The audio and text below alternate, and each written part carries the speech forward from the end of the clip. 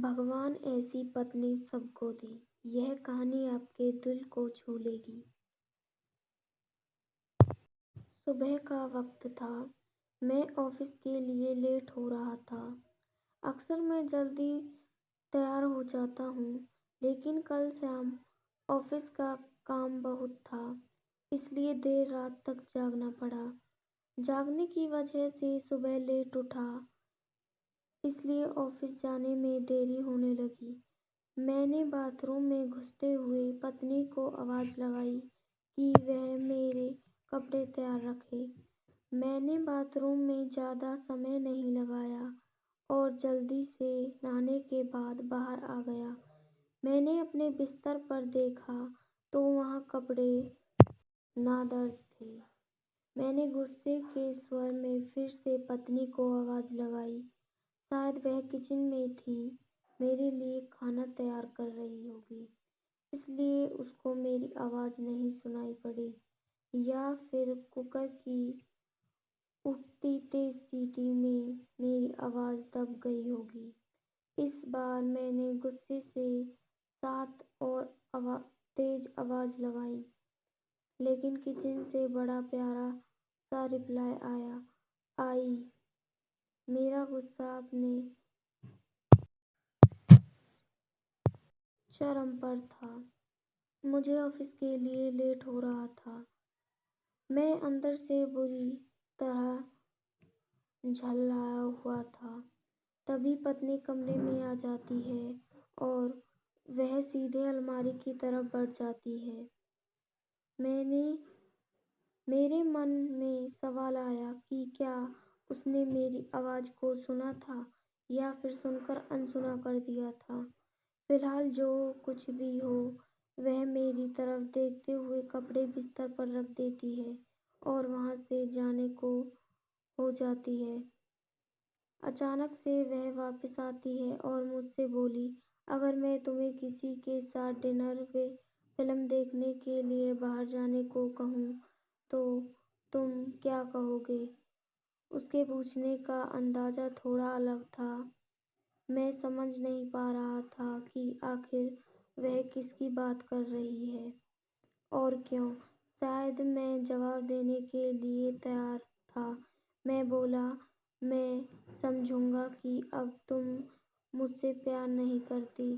शायद उसने गुस्से अथवा प्यार में मेरी तरफ देखा, लेकिन फिर अगले ही पल अपने होठों पर हल्की सी मुस्कान आती हुई मुस्कान को दबाते हुए बोली, मैं आपसे प्यार करती हूँ, लेकिन यह औरत भी आपसे बेपनाह प्यार करती है, शायद मुझसे भी ज़्यादा, और आपके साथ कुछ समय बिताना चाहती है। मुझे पत्नी के मुंह से इस सवाल की उम्मीद नहीं थी। मेरे मन में एक सेकंड में हजारों सवाल ऊपर नीचे होने लगे। आखिर किस औरत की बात कर रही है और किससे मिलवाना चाहती है? ऐसे हजारों सवालों के साथ मेरा मन मुझे घेरे रहा था। आखिर मैंने पूछ ही लिया कि किसकी बात कर रही हो। पत्नी ने बिना कुछ बोले एक तस्वीर की तरफ इशारा कर दिया। वह तस्वीर मेरी माँ की थी, जो मुझसे दूर रहती थी, जिसने कई महीनों से मैं मिला नहीं था। शायद काम की वजह मैंने उन्हें फ़ोन भी नहीं कर पाया। मैं अपनी व्यस्तता के कारण उन्हें समय नहीं दे पा रहा था। मैंने पत्नी की तरफ देखा। पत्नी ने मुस्कुराहट के साथ मेरा मोबाइल मुझे थमा दिया। मैंने माँ को फ़ोन किया और उनसे रात पर खाने और साथ में फिल्म देखने के लिए कहा। माँ मेरी आवाज़ सुनकर खामोश हो गई। शायद करुणा स्वर था। तुम ठीक हो ना? तुम दोनों के बीच कोई परेशानी तो नहीं? माँ ने पूछा। उनके लिए मेरा एक इस तरह फ़ोन करना शायद किसी परेशानी का संकेत था। نہیں, کوئی پریشانی نہیں، بس میں نے سوچا تھا کہ آپ کے ساتھ باہر جانا ایک سکھد احساس ہوگا۔ میں نے جواب دیا اور کہا، بس ہم دونوں ہی چلیں گے۔ انہوں نے اس بارے میں ایک پل کے لیے سوچا اور پھر کہا، ٹھیک ہے۔ شکروار کی شام کو جب میں ان کے گھر پہنچوں گا تو وہ میرا انتظار کر رہی تھی۔ مجھے دیکھ کر ان کا چہرہ خوشی سے چمک اٹھا، جیسے برسوں سے کھوئی ہوئی دولت اشکمات انہیں مل گئی ہو۔ میں نے ماں کے پیر چھوئے اور انہیں گاڑی کی طرف لے جانے لگا۔ وہ بار بار میری طرف دیکھ رہی تھی، ہلکے ہلکے مسکرا کر گاڑی کی طرف بڑھ رہی تھی۔ کار میں ماں نے بتایا کہ انہوں نے اپنی ایک دوست کو بیٹے کے ساتھ کھانے کے لیے باہر جانے کی بات بتائی ہے۔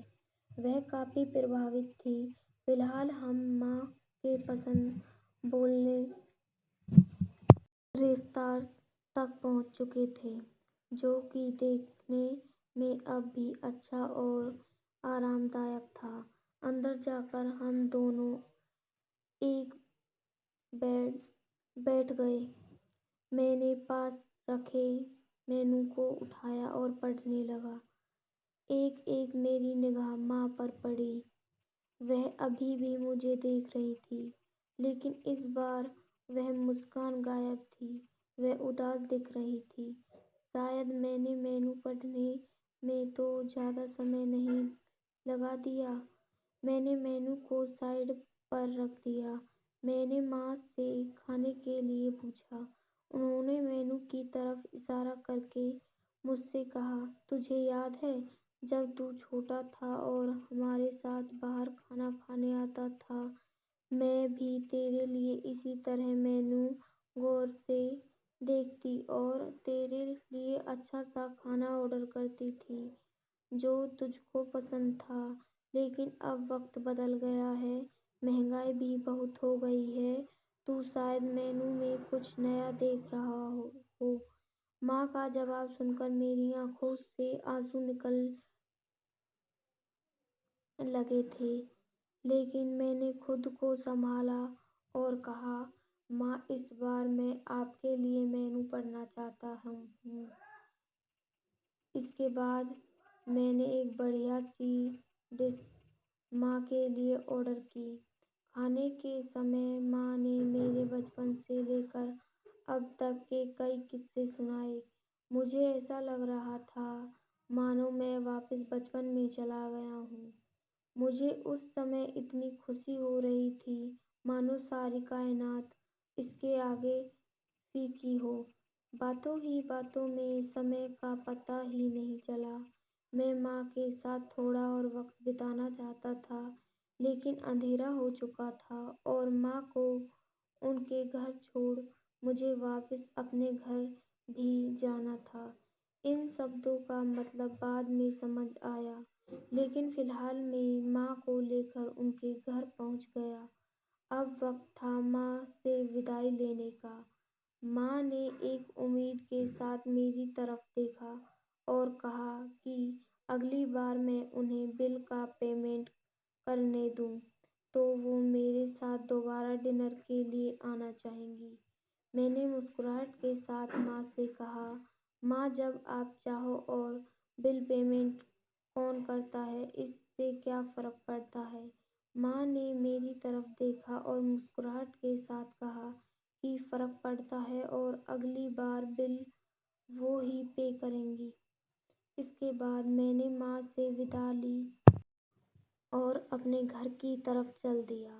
گھر پہنچ کر دیکھا تو پتنی میرا انتظار کر رہی تھی۔ ان سے پوچھا، کیسا رہا آج کا دن؟ بہت بڑھیا، جیسا سوچا تھا اس سے کئی زیادہ بڑھیا، میں نے جواب دیا۔ اس کے کچھ دنوں بعد اچانک مجھے ماں کے دیہانت کی سوچنا ملی۔ انہیں دل کا دورہ پڑا تھا۔ یہ اتنا اچانک سے ہوا کہ میں کچھ سمجھ ہی نہیں پا رہا تھا۔ میں نے ماں کے لیے کچھ بھی تو نہیں کیا تھا۔ میں واپس ان کے ساتھ समय बिताना चाहता था, लेकिन अफसोस अपने व्यस्त समय की वजह से मैं माँ के लिए समय नहीं निकाल पाया। लेकिन अब पछताए होता क्या, जब माँ थी तब समय नहीं, और अब जब माँ नहीं तो पछतावा और अफसोस। माँ की मौत के बाद मुझे एक लिफाफा मिला। उस लिफाफे में उसी रेस्तरां की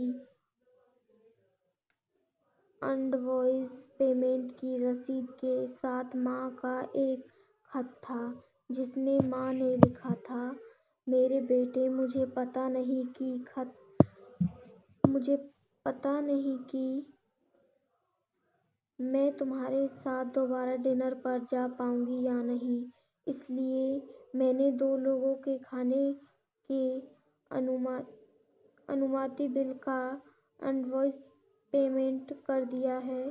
अगर मैं नहीं जाऊं तो तुम और पत्नी के साथ भोजन करने आ जाना।